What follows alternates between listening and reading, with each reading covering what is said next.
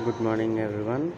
Today I am going to walk through some of important building blocks of JavaScript which are named as variables, arrays, functions, objects and loops.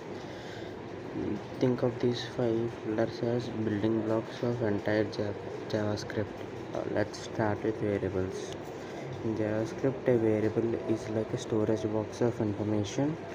You can store values like numbers, text or even complex data. These can be stored in any forms, like you can store your name, your age or your salary when you're taking an employee list. And now let's talk about arrays. Now imagine you need to store multiple values together like a list of items. This is where arrays comes in.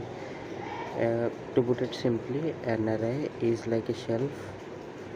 You store multiple boxes each at its own position and index.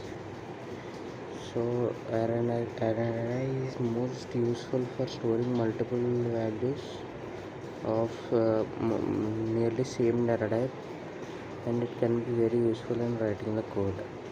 In JavaScript, array index start from 0 and continues on. Arrays are super useful when you need to store and process a group of data of similar data type. Now let's move on to the third pillar, which is functions. Function is like a recipe. It's a set of instructions that you can reuse whenever you want. And so to put it bluntly, function is basically a block of code which can be invoked when a condition is satisfied in the code. For example, let's say let car be a function. In that function, it has brand, model and Camry, year, etc. These can be derived as the properties of the function. These are all the keys and their values are described in the function named car. Objects are powerful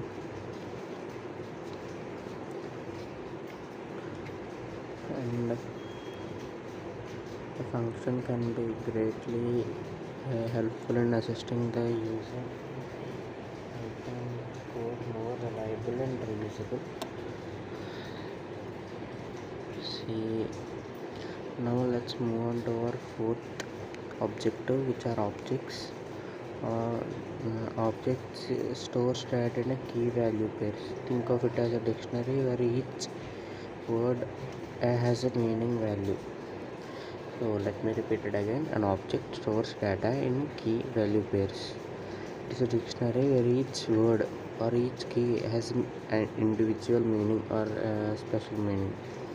Objects are powerful because they can also store functions, array and even other objects.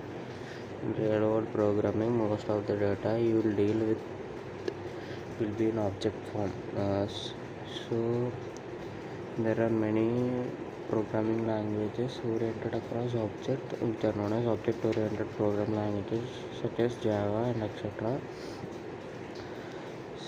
These above four are the blocks of JavaScript code, and let's move on to our final block, which are loops. A loop allows you to repeat a code without writing it multiple times. The most common loop is for loop. So for loop, we invoke the for loop and set a condition inside the for loop, and when the condition is met, the function gets invoked. The loop prints the code several times without needing it to write multiple actions. So a loop can be very helpful in writing and making the code more reliable. So let me